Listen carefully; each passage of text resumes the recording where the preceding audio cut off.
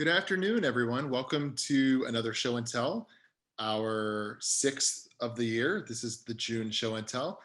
I am joined here by some of my colleagues, our global colleagues here at FS. Thanks so much for joining us. If this is your first show and tell, we do it the first Wednesday of every month. Our next one will be on Wednesday, July 6th.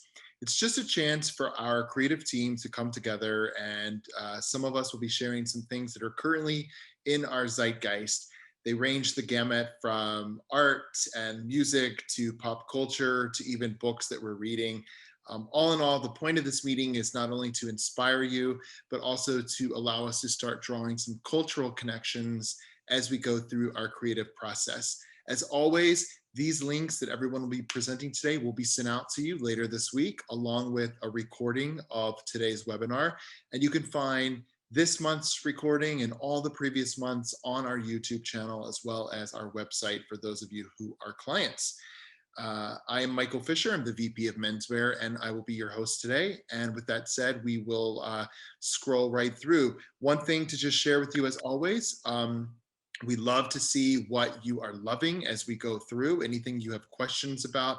So please use the chat box in the lower right corner of your Zoom. Just make sure that you have it set to everyone so that everyone will be able to see your comment and or your question.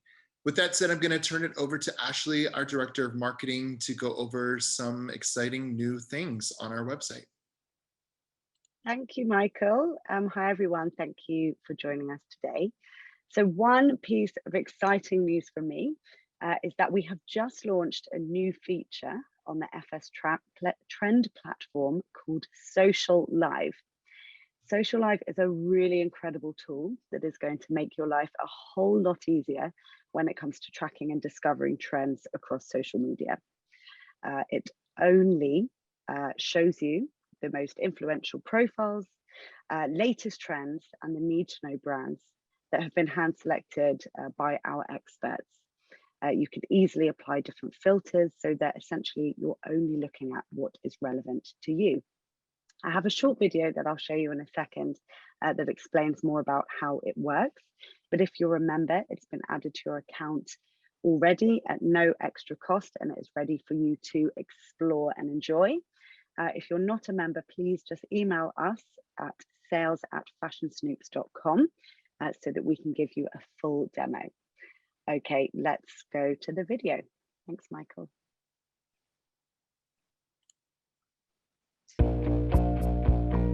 The digital world has never been louder. We're here to show you what matters. Introducing Social Live by Fashion Snoops, the new way to discover and track trends across social media.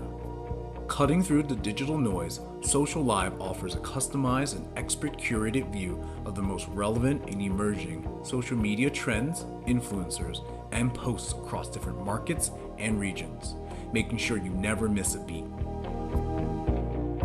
Our customizable dynamic grid allows you to quickly find what you're looking for, see posts in chronological order, filter them by profile, market, product category, country, date range, or use the search bar to sort through the captions. Easily add profiles to our database, allowing you to follow whoever you need. Create your own custom feeds to see only the profiles you want and share them with your team. Want to grab an image or video? Drag and drop them straight into your FS image bank for use in a collage, in our create area, or download to your desktop. Keep a pulse on emerging influencers. Identify new trends in your market. Find what you need quickly and easily. And grab images and videos for immediate use. Social Live by Fashion Snoops, the new way to discover and track trends across social media.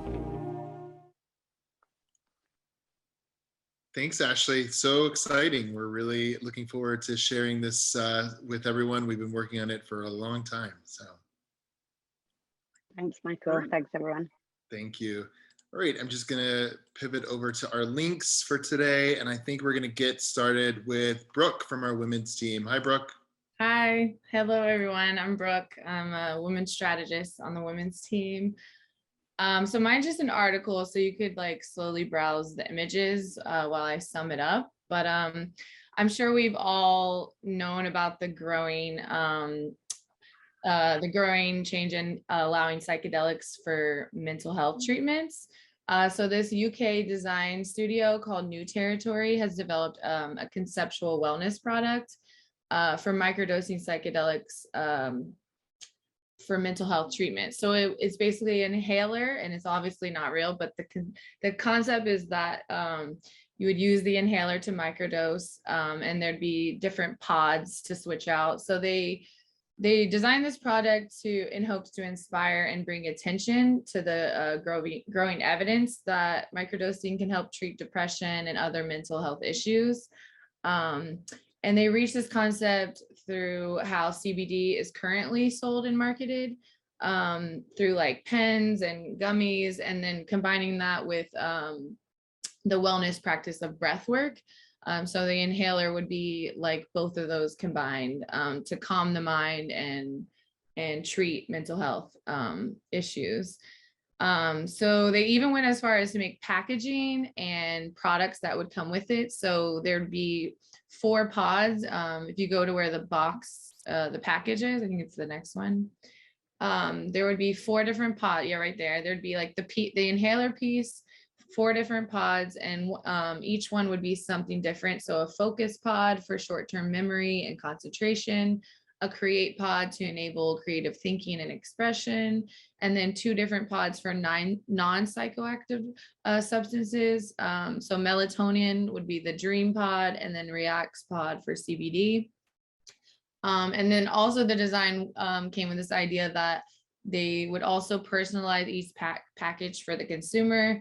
And then they would also come with guided meditation, an app that would give guided meditations, and then either these wearables that are either patches or contact lenses that would connect with the app and show your growth through the product.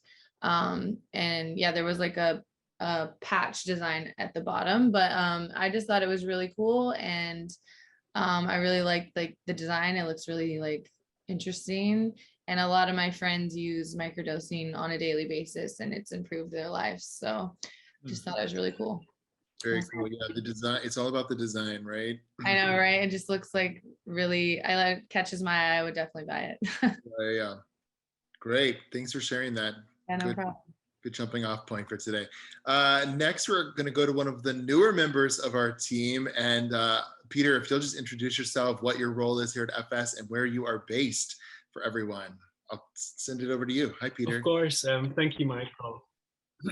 Hi, Michael. Hi, everybody. My name is Peter. I'm one of the newest members of the FS family. I work as a pattern and graphics analyst, and I'm based in the UK. And I wanted to talk to you today about something called Cluttercore, which is the social media phenomenon that I've been obsessing over for at least the past week, and I think you should all hear about it too. So Cluttercore is the direct rejection of minimalism, and it is all about embracing or showing off the things that you love.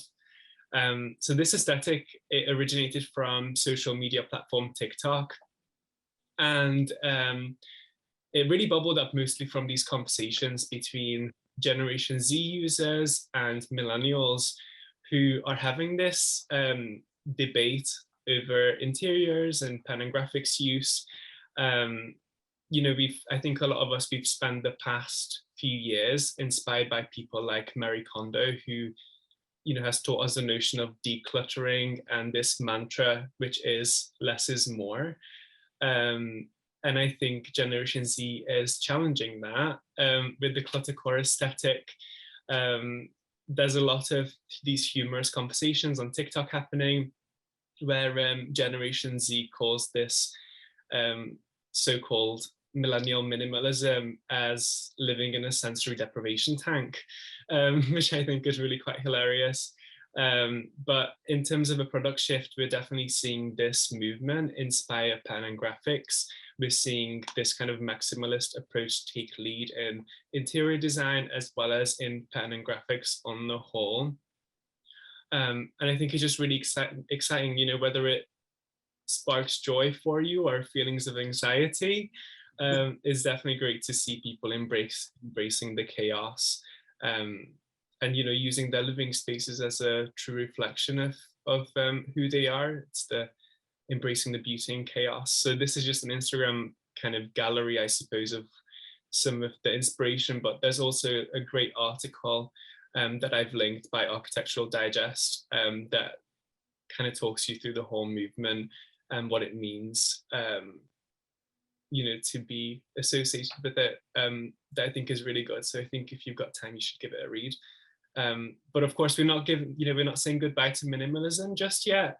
But it's definitely great to see this generation define a new wave of maximalism through this curated mess. This is great. It's certainly an alienating topic, and you can actually tell that from the comments right now. But it is really interesting, and it is a cool confirmation. We did have a cultural sentiment for fall winter 23-24 called Untamed, and really the root of Untamed is basically to embrace the mess, that all of the messy parts of life, the angst, etc., are good for us. And so I think that this is a more colorful expression of that. And you would wonder if Marie Kondo would be okay with it if everything in these spaces did truly bring these people joy, which is kind of her whole thing. So it would be interesting to be able to ask her that. Certainly aesthetically, it goes against what she usually preaches, but psychologically, it kind of, probably does speak to that. Thank you, Peter. And yes, everyone, the article that Peter mentioned is here for you as well. Thanks for that, and welcome to the team. We're happy to have you. All right, I think I am up next, and let me just close this Instagram. So I have two kind of similar articles today. I'm going to be talking about death, which is, I don't mean to laugh at it, but it's something that I typically don't bring to the table here. But there's two links that I just want to really talk through, if you don't mind. It's more about talking than showing today. First is an article from New York Magazine from earlier this month that really was interesting to me about how the funeral industry is being completely disrupted, mainly due to millennials. And so let me just talk through some things, and then I'll show you some images. But it's certainly an extension of the direct to consumer effect, if you will, because of all of these tech companies and DTC companies have flooded into every corner and crevice of life. So now dying has become ripe for disruption. So the first place that you see here is a place in Greenpoint, Brooklyn on Driggs Avenue, and it is a funeral home called Sparrow. And what's really interesting is that when you typically walk in, people have no idea that it's a funeral home. They think that it's some kind of spa, according to the owner of it. And the decor is very neutral, pleasant. There's skylights, there's murals on the wall. They have a retail storefront that has candles, throws, bath products, ceramic vessels that are made by locals. So it's not until you actually look closer at the books that are on the shelf that, or that there are rooms beyond the retail storefront of chairs, et cetera, that it becomes apparent that it's actually a funeral home. So they opened last year. It's called Sparrow. And they have really done everything to try to refine the process. Even those pottery pieces that you see here on the shelf, those are urns. And so they don't typically look like the traditional urns. So I think that it's great. And as the owner, her name is Erica Hill, says, people are given a door to peep in, to walk through, to be curious. I feel strongly that we don't talk enough about death and dying, and we don't plan for it, but everyone is going to die. You cannot get away from that one. So in addition to arranging funerals, Sparrow, which I'll show you the exterior here in Greenpoint, they also host what's called exit parties. These are gatherings for people that maybe have some kind of illness. They know they're dying, but they're not yet dead, in order to say goodbye to their friends and family. They also host meetups known as death cafes to discuss topics. It's just one of many end-of-life businesses that have really sprung up in the last few years. Mainly the way it really is focused on millennials is that they want to be cost transparent with cleaner aesthetics and consumer-friendly interfaces. So in addition to Sparrow, which will be opening 15 funeral homes around the country in the next 5 years, there are other things, like there's a death planning site called Cake and Lantern. direct to dead consumer casket and cremation companies, which are founded by ex-Amazon and ex-Nike executives. There's a platform called The Dinner Party that connects grieving strangers for meals and ways to meet up. And there's an app called We Croak, which reminds you that you're going to die at 5 random times every day. Obviously, most of these businesses are following the playbook of businesses like Warby and Parker. And so there's a company called Titan and Solace, and they propose one type of solution: price transparency and an online interface to reduce the danger that you will fall victim to upselling. They say our mission is not to allow the emotional loss to turn into a financial loss. And their average cost of a casket runs $1,250 to $2,500, which is way less than you would find in a typical funeral home. And I just wanted to share the guy that started this business. His name is Keith Crawford, and he used to work as a creative director at Nike. His dad died in 2013, and he said, my dad had pre-planned and prepaid for everything. We thought we would just sign off on things and it would be a quick process, but it turned into this long, awkward experience. Do you want to upgrade? And he said that it felt like buying a used car, and it really got stuck in his head. He said, why is funeral planning this gloomy, old-fashioned thing, and why has this industry never evolved? And this article that you can read, it's a really long article, but super interesting, goes on to explain kind of the history of death, dying as far as funeral planning goes. There was a book written in 1963 called The American Way of Death. And it really called for reform of the industry, but pretty much things have been the same since then. It's been 60 years since the publication. So just now are companies really getting into trying to disrupt this part of the industry. The article talks about, when did our relationship with dying change? And most people think it was sometime after the Civil War, when embalming techniques allowed the bodies of soldiers to be returned home and sent back to their families. Prior to that, if you died somewhere that wasn't at home, that's pretty much where you just remained. And so I just thought it was cool. And then one last thing is that the owner of Sparrow, she said, I don't love the phrase death positive, which is something that we've heard a lot in our research. She said, I don't think anyone is super jazzed about death. It's really more about being death aware. And in addition to that, there's a death doula that's on the Goop podcast frequently. There's mortician influencers on TikTok. And there's been a rise of end-of-life meditation workshops. So that cultural shift is certainly underway. And I think we're more aware of it, especially since COVID began. So great article. Please read through it when you get a chance, because I found it fascinating. And that takes me to my next article, also kind of about death adjacent. I'm just going to go here to the website of the book. It's a book called Bittersweet. You probably know this woman, Susan Cain. She wrote a really interesting book in 2012 called Quiet: The Power of Introverts in a World That Can't Stop Talking.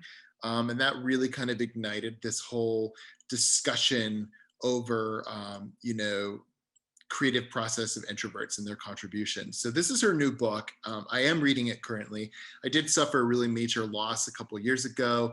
And so it was just something that I found really interesting to read. But basically it's about how sorrow and longing make us whole. So if you've ever wondered why you like sad music, if you find comfort or inspiration in a dark, rainy day, if you react really intensely to music, art, nature, or beauty, then you probably identify with what she calls the bittersweet state of mind. And so let me just go through a little bit here. And I did link to a great article with GQ about it.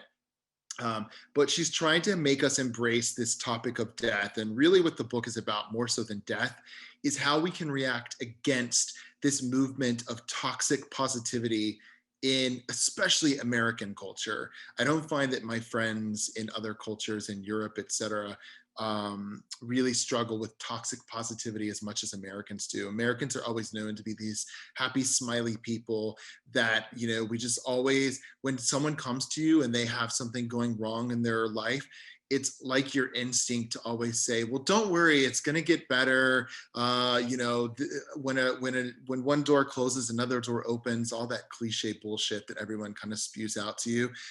It's okay to sit within your angst, kind of what I was just saying earlier about Peter's link. It's okay to do that. So in this book, Susan Cain talks about the inevitability of death and how it really kind of imbues the world with this abstract feeling called bittersweetness. And she describes it as a tendency to states of longing, poignancy, and sorrow, an acute awareness of passing time, and a curiously piercing joy at the beauty of the world. And so she thinks that longing is bittersweet and that it connects us with what we don't have, the bitter, with what we desire, the sweet. And she believes that it's this longing that really fosters both creativity and gratitude in longing for a less fragile, more permanent life. And we come to more deeply appreciate the time that we do have. And she worries that it's something that we aren't given permission to feel because our culture is always mandating positive, positive, positive. And so she goes through the article that I link for you guys at GQ. Is really long, but you can read through it. And she kind of talks about how in part of the book, they talk about this tyranny of positivity. And they ask her, how is a nation that's founded on so much heartache, the United States, turn into a culture of normative sunshine? I love that phrase. And she really just goes to talk about the historical significance of it. And at a certain point in our culture in America, this concept of like losing something or being a loser really became about you internally and not about the external forces that allowed you to lose something. And so we started kind of like living with this weird heritage, which is just really interesting. And she even talks about how like her boyfriend, he is European. And if you look at his yearbook from when he was in high school, all of the photos of the classmates have this very serious, deadpan look at the camera. And then if you open any American yearbook from middle school, high school, we're all like have these crazy, like put on laughs, smiles. And so it's just really, really true. But I thought it was great. It's a great book. It's an awesome article. I'm about 3/4 of the way through, and it's just really helped me with some, things that I struggle with, and also just really helping to understand that bittersweet part of living actually can lead to amazing moments of clarity and creativity. So I really recommend the book. So, all right, I'm going to turn it over to Jason. Hey, Jason. Hey there. My name is Jason. I'm the Men's Senior Strategist and Color Manager. And I was reading an article about the various ways in which resistance has taken shape in, ingeniously creative ways across various disciplines from the international community in response to Russia's invasion of Ukraine. I provided a link to this article below, but I just want to pull out one of my favorite examples with you called the Special Love Project. Okay, great, you open it. It was started by the Slovakian marketing agency Jandy, who decided to use Tinder as a way to combat propaganda and misinformation after learning that some Russian soldiers were contacting local Ukrainian women through the app. The project involves creating a Tinder profile and configuring its geolocation to Russia, and then uploading profile details that show your images of war, along with a bio message that reads, "Dear Russians, the West does not hate you. We hate the war. We hate the unprovoked invasion of Ukraine. The Russian army is killing innocent people while Putin is lying and hiding the truth from you.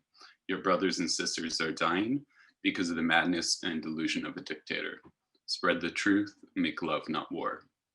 And so you can see, they've laid out instructions for anybody to easily create one of these profiles as long as you have Tinder Plus. And I highly encourage you to check out the other examples. It's just, another creative way that, instead of donating, you can, sorry, I'm blanking. More authentic connection, right? Yes. Yeah, for sure. Mm-hmm. But onto a happier note, you can move to my second link. And so, we've been getting updates about Japan's Studio Ghibli theme park, slowly and sporadically for what feels like a decade. I just want to revisit the latest news about it because it's finally partially opening in November of this year. So first of all, the name theme park is a bit misleading. Miyazaki's son Goro, who's in charge of site construction, stipulated that no trees were to be cut down for the park. So instead of traditional attractions and thrill rides like roller coasters, it'll instead focus on trails, small immersive rides, architecture, and delicious foods. So there is a video. They encourage visitors to explore, wander, and discover the wonders of the enhanced natural worlds. What's currently in operation is an elevator that takes patrons from the metro station directly into the park, where they can be transported to the forested grounds amongst attractions like the mysterious town from Spirited Away, the cat bus and giant tree from My Neighbor Totoro, the earth shop from Whisper of the Hearts, and the elevator tower from Castle in the Sky, which serves as the main focal point, much like Cinderella's castle at Disneyland. So the plan is for the park to be phased out with certain lands not due to open until later, such as a replica of Howl's Moving Castle, the town from Kiki's Delivery Service, and the village from Princess Mononoke, among others. So you can just check out a few minutes of the video. It came out a few months ago, but just a refresher since it's opening soon. Jason, did you want me to start at the beginning? I think you. Yeah. Okay, you got it.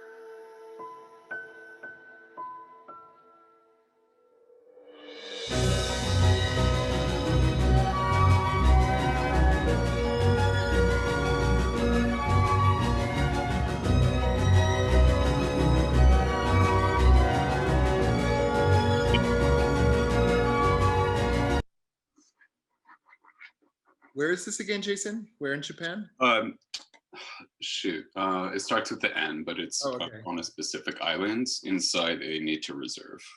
Right here, right? Where I just saw it. It's so cool. Mm-hmm. So they cannot tear anything down that's already there. Exactly. Okay. Very cool. Thanks, Jason. Love those links. Nia. Hi, Nia. Hi, everyone. Sorry, excuse me. So hi, everyone. My name is Nia Silva. I'm the materials director at FS.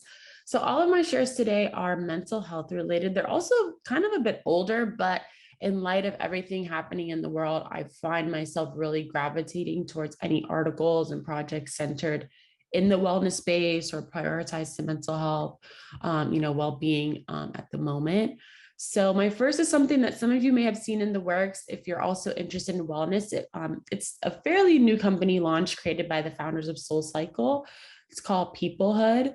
And this here is their Instagram that Michael's scrolling through. So you can definitely see kind of like, the wellness vibe. But basically their concept is that they position in-depth group discussions as these mental health workouts. And I found it really interesting that there's this reframing, like what they're offering and so many others, the concept of fitness, and really broadening it past what traditionally has been at the helm of fitness, kind of, more aesthetic driven and looks, but instead really going deeper and focusing on what they call relational fitness. And it seeks to address all of this pandemic era disconnection, they say, relationship struggles, and societal anxieties that we're all continuing to deal with. So definitely something to keep an eye out on as they're building the company. If it's anything like what these founders did for SoulCycle, I'm sure it will get really big. I don't know if anyone's participated in anything yet, but definitely something to check out, I think. Yeah, and if I may, some of us were sharing an article about 3 weeks ago. The New York Times did a huge deep dive into the two women as well as this new business. And it is really fascinating. And there are some professional members of the mental wellness industry that have an issue with maybe some of the neophytes that are, involved, and maybe some of them are arguing that they aren't trained enough to be able to do this kind of thing. But the marketing is super interesting, and yeah, it's really fascinating. Obviously they're amazing at branding. No doubt. Right. So I feel like it probably will continue to blow up. So we'll see, but definitely something to keep an eye out for. So my second link is also really wholesome, a bit older too, and it's called the Pep Talk Hotline, which went viral online, I think back in March, a few months ago, I think when it was released. But if you haven't participated in the project, I would definitely urge you to give them a call. So basically, it's a free hotline project started by the art students of Westside Elementary, a small school in the town of Healdsburg, California, I believe. But basically, if you call their hotline, you'll get just that, kind of these encouraging words from this resilient group of kindergartners. If you're feeling mad or frustrated, you can press 1. If you need encouragement, life advice, you can press 2, and so on and so forth. But I love that it was started by the art department at the school, because their staff said that they were so inspired by the students' positive attitudes, despite all that they've been through, the pandemic, and just the everyday challenges of being a kid. So I would definitely urge you to check it out if you haven't listened already, or to continue listening. I think it's such a sweet and beautiful initiative, kind of pep talk, to just listen to start your day or midday or something. And then, funnily enough, but a recent update, I think the popularity of the initiative is even prompting other iterations, like this third link before you play it. I'll explain a little bit. It's more of kind of like a comedic tough love spin on the Pep Talk Hotline, where in this version, a group of NYC school kids give you honest truths about career, love, and life advice. It's a bit more raw and funny, but I think in general, I still find it to be really playful. So you can play some of it. I think it's like a minute long, kind of just gives a broad in-depth about it.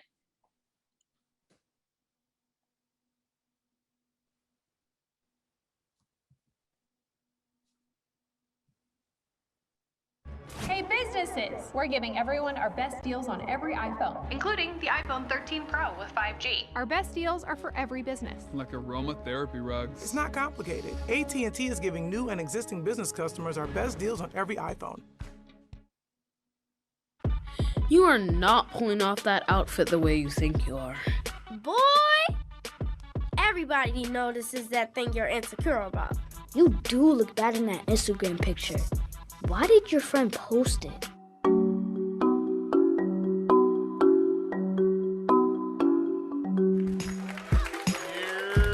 Yo, welcome to Jesus and Mero. If you're feeling deflated, do what you like best. It re-inflates you. If you need a pep talk from kindergartners, press 3. Yeah! As New Yorkers, we know that not everyone deserves a pep talk. Some people need tough love and hard truths. That's right. So we recruited a team of New York City kids, the hardest, to record messages for our own hotline that keeps it 100 with callers. Ew, you smell really sad. Boy, your parents really mess you up. That was it right there.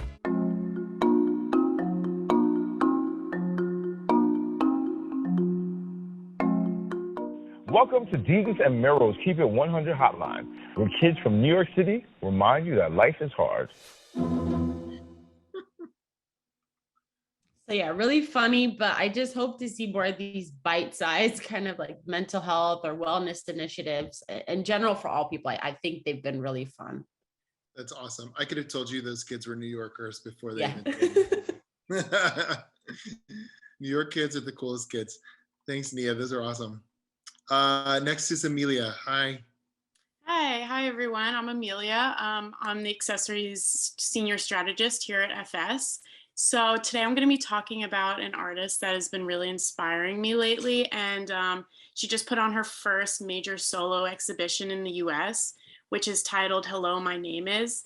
So in this exhibition, she kind of presents this collection of intimate portraits and hyper-real kind of like sculptures and installations.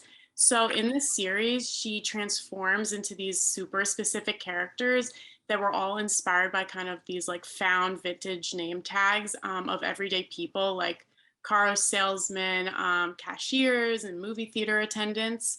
So you can kind of click through to kind of see like how she transforms into these characters. But each one is presented with like a still life of kind of like bits and pieces of what they might have in their pockets.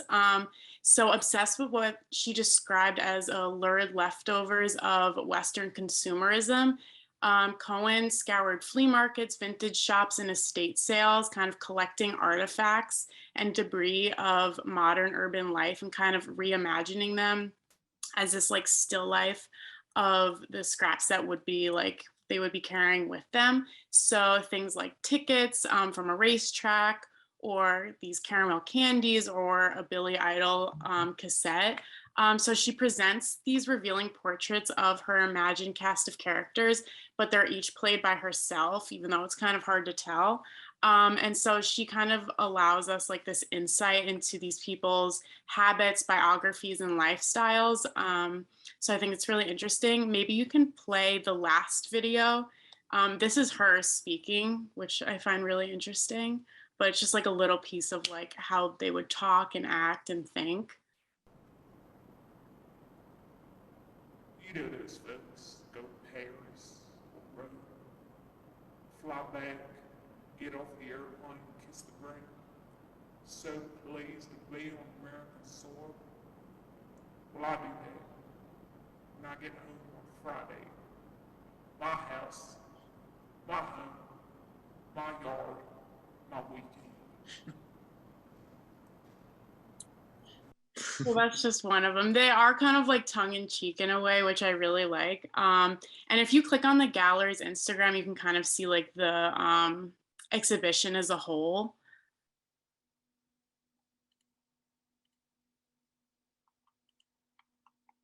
You can click on the second one there in the middle, yeah. So I really love this description from the gallery that I feel like kind of encapsulates like the meaning behind everything.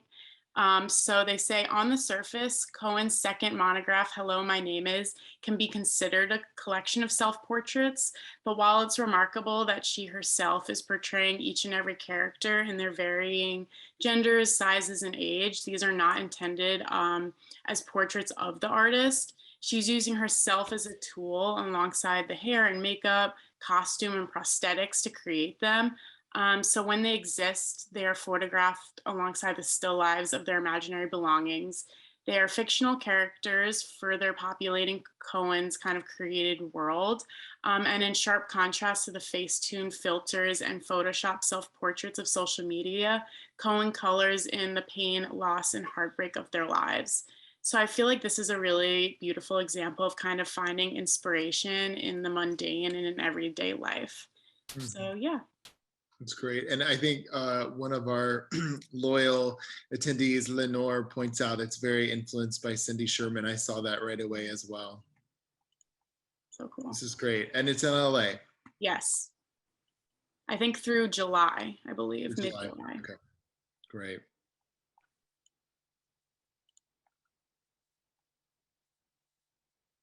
Oh, This is just our Instagram. I linked in case. Oh, anyone okay, wanted to okay. look, so, yeah. Of Got it. Thanks so much, Amelia. Those are great. course. Next, we have Taryn. Hi, everyone. My name is Taryn. I'm a beauty and wellness strategist here at FS. And I wanted to share a couple articles that I found when I was reading the Newsette newsletter yesterday. So the Newsette reported on an emerging trend of sex retreats. So as they reference in this article from Vice, basically within the wellness, there's an emergence of sexual wellness retreats becoming the new romantic getaway. So they spoke to a lot of certified sex therapists in the article, and one of them, Sari Cooper, in the article says that these retreats allow us the time to focus on sensuality away from day-to-day demands, which can offer a chance to expand our sexual self-confidence. And they also said that on vacation, we're able to reconnect with our bodies and our partners. So the article also mentions earlier this year, the Global Wellness Institute predicted that by 2025, global wellness tourism would hit the $1.3 trillion mark, with sexual wellness actually leading as one of the fastest growing sectors within the travel market. So I thought this was super interesting. So we're starting to see more spas, retreats, and studios pivoting their programming toward sexual literacy and well-being. Another quote I thought was really interesting from the article was from another sex therapist, Marissa Nelson, where they said people want to prioritize sexuality, but if they're having trouble connecting with their partner or exploring new avenues of intimacy, there may be some difficult issues to work through. So a sex retreat is blending the luxury of vacation with some of that hard emotional work. The article also spoke to how these retreats and spas are becoming more sophisticated, incorporating more wellness practices into these retreats and resorts. And they're starting a dialogue on how to create authentic, meaningful sexual intimacy. And they're trying to remove a lot of the pressures, insecurities, embarrassment, even fear and shame that a lot of people may face when they share their sexual hopes, desires, and needs. So just really interesting to see that travel is starting to have these offerings that encourage that kind of vulnerability. It's a great new component of revenge travel, which of course, yeah, talking about. For sure. And then the second article is another link that the Newsette had included in their blurb about this trend, where it lists off 6 of the best luxury intimacy and sexual wellness retreats for couples. So the luxury retreats are all around the world. They vary in price. They have different experiences. They also offer a variety of techniques for sexual wellness treatments. So they cater to different needs and interests like conflict resolution, gender role expectations, exploring fantasies, sex-oriented yoga, meditation. And some of the wellness techniques and practices that are being used are stemming from ancient wisdom, such as Tantra. So yeah, I just thought it was really cool to see this blending of 2 very important wellness trends that we've been tracking for a while. Obviously, sexual wellness is a huge trend within beauty and wellness, especially now in the US. It's a huge topic, and it's something that we've seen change and adapt. And actually, in our Future of Wellness report that we put out earlier this year, we spoke to this rise of travel again after, COVID, and how we're seeing more mindful travel. So yeah, again, just very interesting to see the blending of these 2 wellness trends come together. Very cool. Such an important topic. Thanks, Taryn. Thanks. And last but not least, we're going to close today's show and tell with Melissa. Hi, Michael. Hi, everybody. I'm Melissa Moylan, the VP of Women's at FS. And my first share, it's an interesting one that I'll speak to. Maybe you could pause it for a second, Michael, and then we could go through the reel. I actually discovered this article on Forbes, and it's about a new AI-designed enzyme that devours plastic trash in a matter of hours. If we needed a refresher, there's 400 million tons of plastic that are thrown away every year. So obviously this is a big need to develop new solutions to our plastic waste process. And also I learned that in March of this year, 175 members of the United Nations actually agreed for the first time to have an international plastics treaty to tackle plastics pollution. So I felt like this was really timely. And this is something that scientists developed at the University of Texas in Austin. And what it does, it's a new enzyme that completely breaks down plastic waste in under 24 hours. So this is kind of a big breakthrough. And it breaks down the PET plastic, which is of course the type that's in all of our plastic bottles, as well as all of the disposable food trays that our food comes in. And then what we would be able to do if this, is able to be mimicked on a really large scale is reform it into new products. So it would attribute to the circular plastics economy. We could just hit play for a minute and just see some things there.